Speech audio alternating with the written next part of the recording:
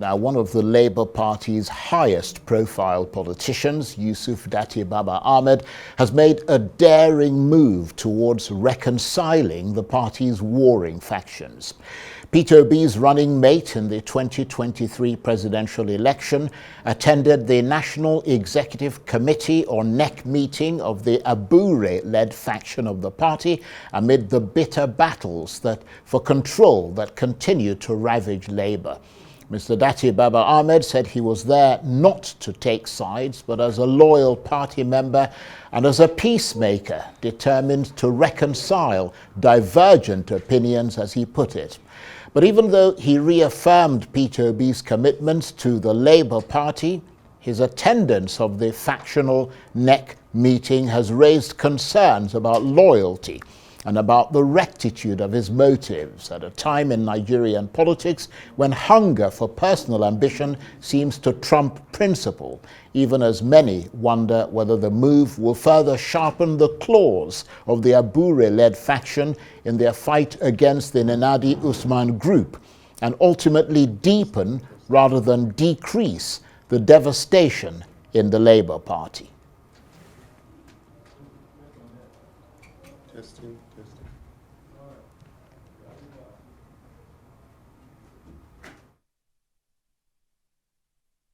Well, for more on this, I'm joined now in the studio by the man himself, the vice presidential candidate of the Labour Party in the 2023 general election, Yusuf Datti Baba-Ahmed. Great to see you again. Hi, Charles. Thank you very much indeed for coming in. Pleasure and duty. Just before we get into the Labour Party and your attempts to reconcile the factions, I wonder what you make of what happened today at the National Assembly with Senator Natasha Akpoti-Uduaghan, briefly. Lack of priorities or mispriorities. These are people who will not react to the recent dastard acts in the Northeast. Something just happened, you read it in the news. These are people who will not react when the Naira crashed again in 2023-24. These are people who will not react to constitutional breach or school abductions. That is, our priorities are completely misplaced. So I call what happened, well, with due respect to Natasha, I'm happy for her to go and get her seat back, but it was a joke. I am not impressed by those kind of things. If these people cannot come out and defend civic rights of what happens to your security, to your livelihood, yet they come out for frivolities. Nah. I won't talk too much on this, but not just them, in the whole, across the society in Nigeria. I do remember clearly, I got caught up in this traffic. This was the Maulud, which is our version of the birth of our Holy Prophet, and it held in 2017 here in Abuja. I estimated nothing less than 1 million people who sponsored themselves. They started arriving in Abuja at night, and it held the next day peacefully. They left Abuja peacefully. This was a religious matter because the venue then was set for Abuja. The traffic came from Mabushi, that is body to body, all the way to Eagle Square. And I got trapped in that peaceful procession. Now, I was telling myself, if these people turn left, you know what I mean by left? By Eagle Square, turn left, if they head into the villa, a helicopter will fly out with Buhari, and that's the end of the government. That is how easy it is. But Nigerians won't do that for anything, for their security, for their currency, for anything. We'll do it for ethnicity, we'll do it for religion, number one. We'll do it for religion and all that. That's an interesting I can't forget, let me finish again. Like, I can't imagine who goes around to villages killing hundreds and thousands of people. And they, again, because it must be hundreds of people who are killing hundreds of people. and 10 people will not come out for the sake of the naira. Priorities are completely misplaced. When you have 100 people protesting, police don't even have to come out. When you have 1,000 people protesting, they will be arrested. If you have 10,000, gunshots, water cannons, and arrests. If you have 100,000 people, they begin to look for the leaders to negotiate and make some transfers to them. When 1 million people protest, a helicopter flies out of the villa, or some cars smartly drive out through tunnels of the villa. Now, we still don't have our priorities right. And when I say democracy, constitutional democracy belongs to the people who have earned their freedoms. Democracy is for the United States of America. They fought, they drove away the British hundreds of years ago, War of Independence and all those. And in France, you know their history and all those. We Nigerians, Muslims, Christians, Northerners, Southerners, have to all understand what democracy is. Even out, clean out religion and ethnicity and make it our private things. And it is civic matters that democracy is about. We have to stop talking about Northwest, South-South, South-Central, Southeast, and all these regions. Talk about social strata, the middle class, if it exists, system. The classes, talk about them. How will they vote? Talk about labor, TUC, talk about security personnel, talk about farmers, talk about traders, importers. Well, those are the geopolitical zones that we should be talking about. Well, let's move in the direction of that vote, because a way to do it in the way that Nigeria's constitution operates at the moment is through a political party if you want to run for office.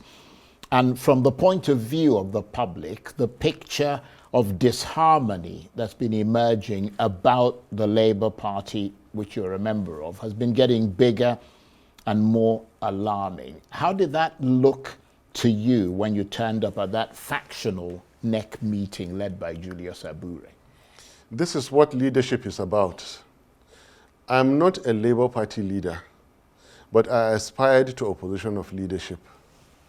And leaders don't allow matters to degenerate, to disintegrate. Irrespective of which party, faction that are unfortunate in any case, I sympathize with or I belong to, there are times that you belong to everybody so long as you are a leader. And remember the doctrine of necessity. This became very, very necessary for me to do. If His Excellency Peter Obi and myself had been sworn in, there are things, if he didn't do, I must have to rise to that challenge.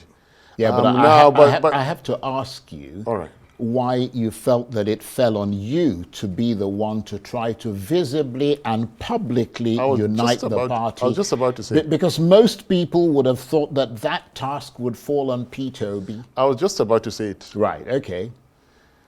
Not too long ago, his younger brother's company or property was smashed. Yes, we saw that. And I know he's been busy at that. He went to the Daura, and then the funeral. The funeral. And in the last week President or so, one governor has been on his case that he should not travel, to... You mean the governor of Edo State? I don't know which state it is, but I know there's a state which the governor says he shouldn't come. So yeah, it's Edo State. I need to understand that Peter Obi's cup is full many, many times. And maybe he's shy, to say, you get up, go do this, and go do these things. And that's why I told you that leadership is about...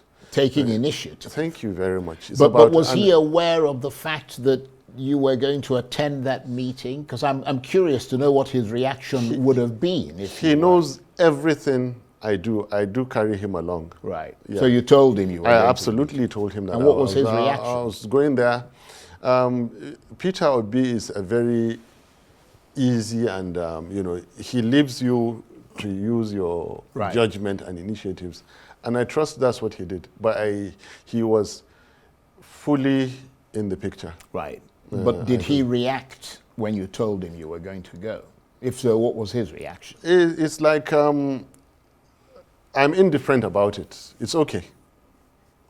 And what was the response of the Abure faction when you came to make the case that you came to make? They were elated. They are yearning for leadership. And I told them I'm there to do it. They are yearning for an end, so to say, about whatever we're going through as a party. But while I was there to reconcile, I was also reconciling Labour Party and the general public by the same token. I was doing many things at the same time. So in a sense, you were being, I mean, I'm wondering if you were being just politically pragmatic by your move, in the sense that some have suggested that the coalition may well end up anointing Atiku Abubakar as its candidate, and you and presumably Peter Obi don't want to be left in the lurch if that happens, which is why you're making these overtures to the Labour Party. No. My own thinking was, convince me why I should come into ADC. Where was ADC in 2023 when Labour Party claimed we got 10 million votes? Where was ADC? Yeah, but there's always a time when a coalition comes into That's existence. what I'm saying. The coalition pointed us at, like, convince me. And the general message is that I am yet to be convinced to leave Labour Party. I am yet to be convinced. And Peter Obi himself, I don't want to speak for him, but when he's okay, he will speak for himself. To the best that I know, Peter Obi is, and I repeated the welcome that Labour Party's arms are open to embrace back Peter Obi. I would like him to again win the nomination of Labour Party and contest in 2027 with or without me. But you do know that there is a rumor going around, or reports going around that have suggested that you yourself want to run for president in 2027. You made that attempt before. I mean, you've been a presidential aspirant before, and you'd like to give it another go. Some people speak their fears. It is not true. I never said that. There's electronic evidence of the entire procession. I didn't say that. No, nobody said you said that at that meeting. Yeah. I mean, obviously, I mean, you're a pretty smart guy politically. I doubt if you'd go there and say that. But is that something that you're thinking about? Look at my trajectory. And I've said this repeatedly, that in 2019, I aspired for the presidency and I lost, together with 11 others. And during that contest, I felt so honored by a certain act which very few people, or probably no one recognized, is that there wasn't a single aspirant north of River Niger and Benue in that. This was a very good message. This was a very clear message. They decided to respect Peter Obi. Even during our campaigns, I was saying it, and Wikis and others. It's not that they didn't have the resources or the experience or the people to contest in 2019. They decided to wait it out. And I felt if my Nigerian brothers showed me this level of respect, the least I could do when it came to 2023, after the disappointment of the 8 years APC, was let a southerner come. Right. And I religiously supported Peter Obi, like I would do again. Right. So in 2027, unless if certain two people that I have tremendous respect for decide not to take it, and God Almighty in His infinite mercy keeps keeping it, dropping it for me, except if that happens, I can tell you Peter Obi for sure, because he is in the game, he contested before. Yes, I'm with him, I'll support him. If he doesn't, or another person that I won't call his name from the south. They don't.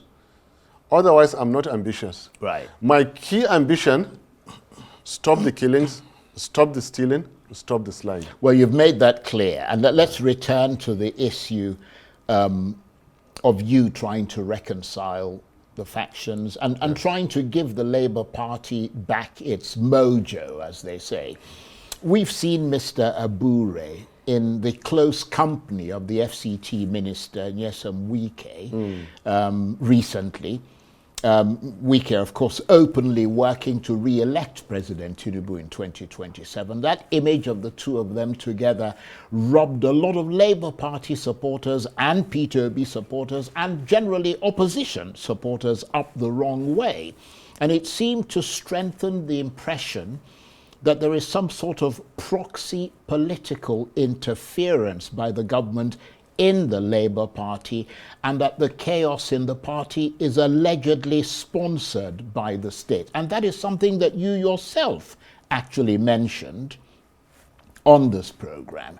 What's your reaction to that meeting? Because, as I said, I remember you on this program accusing Wike of trying to destroy the PDP and the Labour Party.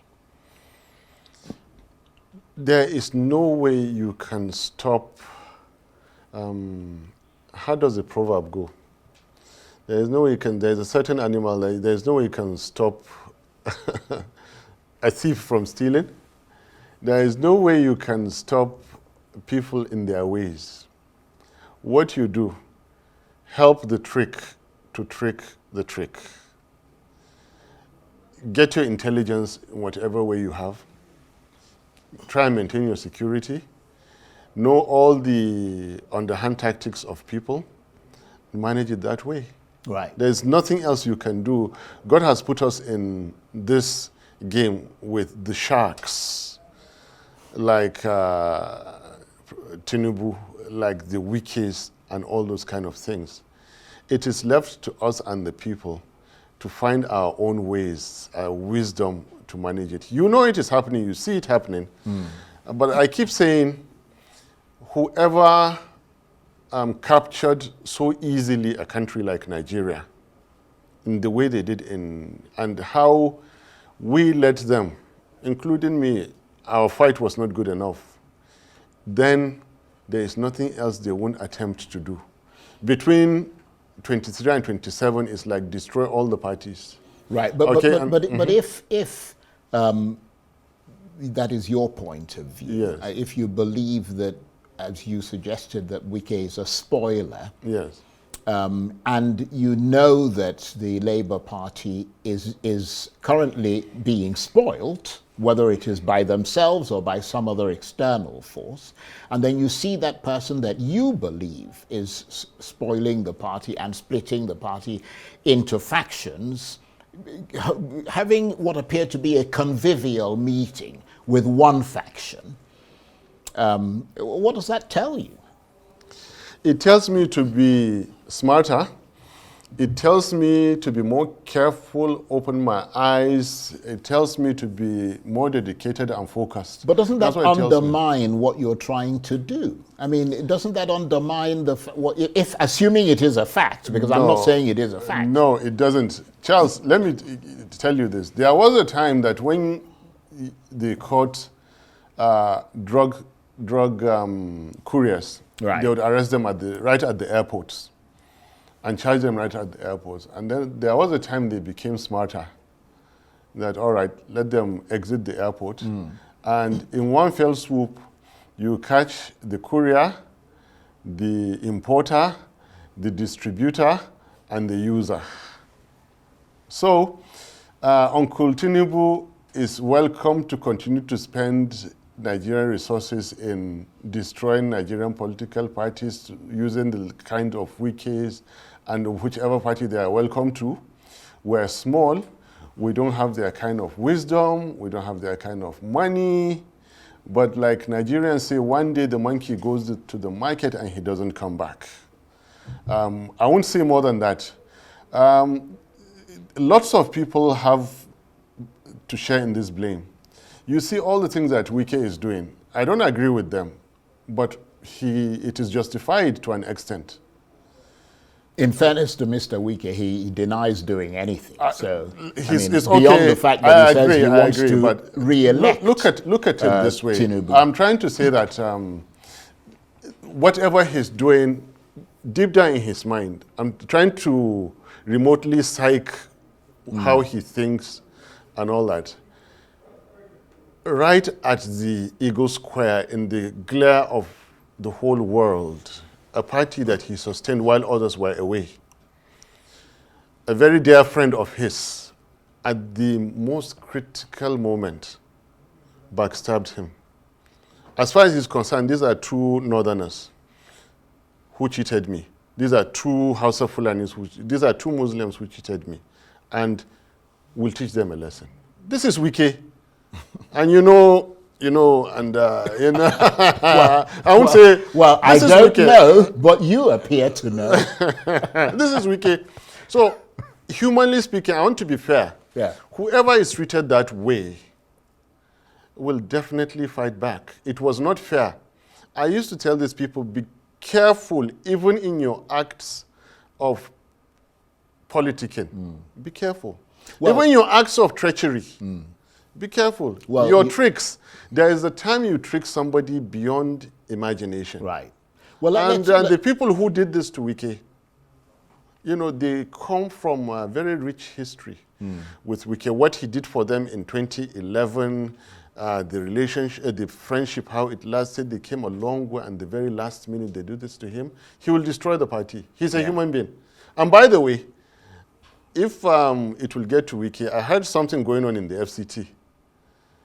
Do you see that beautification he's doing with the fences?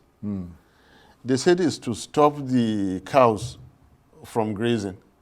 You mean those green things? Yes. Okay. So yes. There must be some kind of, does it emit some kind of sound? He is blocking off all the green areas from the cows to graze. But that's for Wike to ponder and his Well, that's people. very interesting. And that sounds fairly ingenious, if you ask me. I agree with him. I mean, in a federal capital city like Abuja that you want to keep clean, you don't need to see grazing in here. That's a very interesting point. I know. But let me turn briefly, because I want to get to this before we run out of time. Yes.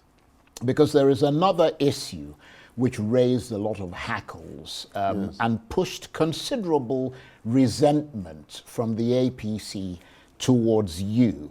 And that is the statement you made the last time you were here about the Vice President, Kashim Shettima. Yes. Or what the Minister Hannatu Musawa called dangerous insinuations about the Vice President. Let me get you to just listen briefly to what she said, Hannatu Musawa. Let's take a quick listen to what she had to say on the program in her right of reply to you. Just take a listen.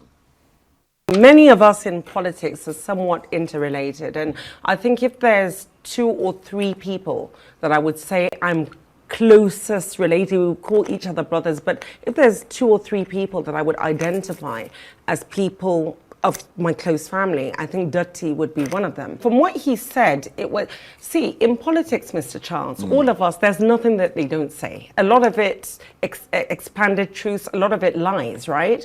If you come and you want to talk about another politician, you do so based on issues and facts.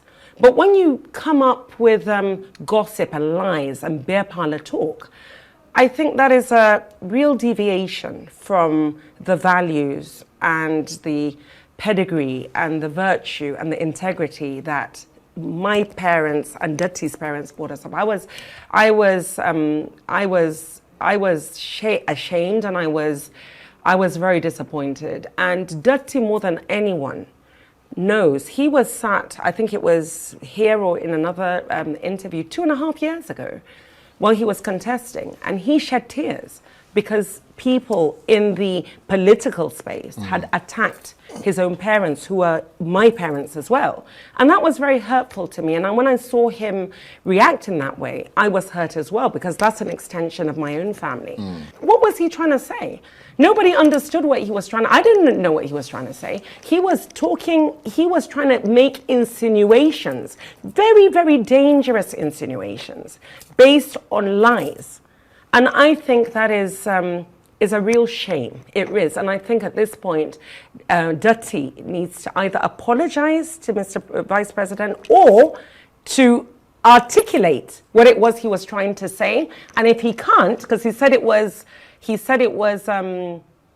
not for the airways. I think he said it was not for the airways. He said it wasn't for the airways, but he said he was impressed with President Tinubu for having kept him for this long. Well, as he tried to bully his way through to a monologue in a conversation that you were having, that is not the Datti that I knew. And it is very disappointing to see that he had betrayed the values that both him and I had been brought up with. And I think for what he did that day, Datti needs to hold his head down in shame.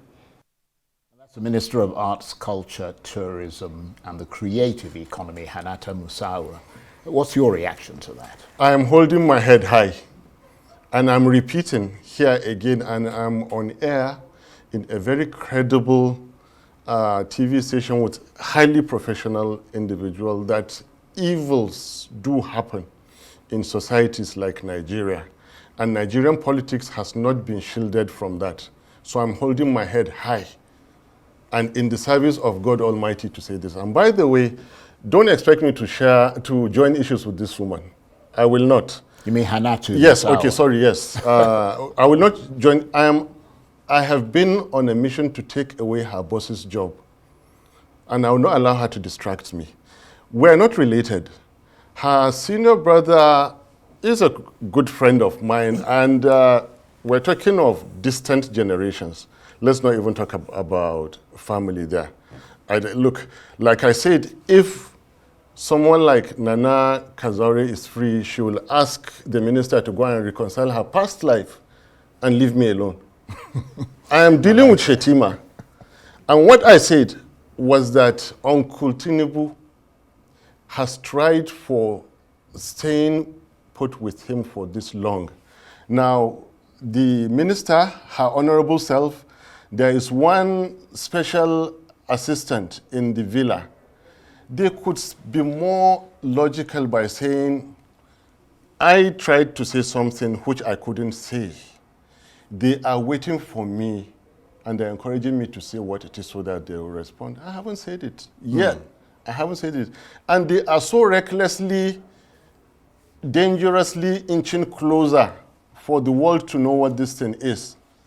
Well, but it's only fair for you to say what it is. It is even more unfair to say it in the way they want it to say it now.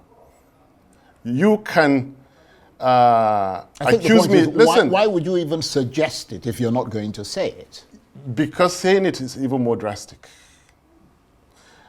Where have you been, please? Why are you trying to pretend? When the case of Okija, you remember Okija, 2004, 2005, was it a lie? Was it a lie? What case of Okija? Where have you been? Were you in the US then? Were you in the UK then? Yeah, you're talking about the killings in Okija. Not the killings. Before the killings happened, there was there isn't enough time on a program like this to say it.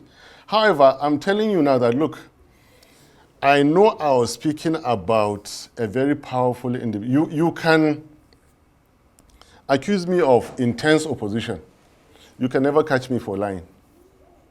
I'm not perfect, but I don't lie. Yeah, but you haven't actually said anything. Thank you very much. Point. You are right. What I said, instead of them to keep quiet, nobody has been unfair to Shetima, like the people who refuse to allow this thing to die. They should have simply kept quiet and let it go. They refuse, and people are still talking about it. What I said, okay, was that before that 4 a.m. declaration that President Tinubu won 2023 presidential election, things happened that it had to be at that 4 a.m. And you're linking the vice president to that. Is that right? Please refer to the interview. Please well, refer to it because, I watched the interview yes, again so today. Let's leave it at that, because if I were lying, I would either be in court by now, or some other, but I am not lying. These things happened, Charles. What things? I won't say it. Okay. Well, on that note, since you like to leave us all hanging, let's all keep hanging. I won't say it. The likes of this minister and that special assistant, they will go and bring it out, and then they would be the ones who exposed. Right. Thank you. I have to say that it is always very interesting talking with you. Always very engaging. Yes. And you are an incredibly interesting person. But it would be helpful if you could sort of just say what you want to say, or don't say it at all. Yes, I agree with you. In 24 years of politics and interviews, that has never happened. For it to happen and to be insisted upon, then you know whoever is saying it means it. Right. Okay. Yusuf Datti Baba-Ahmed, or I should say the enigmatic Yusuf Datti Baba-Ahmed, the vice presidential candidate of the Labour Party in the 2023 general election. Thank you very much indeed for gracing us once again with your presence. My pleasure indeed. We appreciate that. Yes. That's it for this edition of Arise Prime Time. Join us again tomorrow. From me and the entire team here in Abuja, bye-bye and thank you for watching.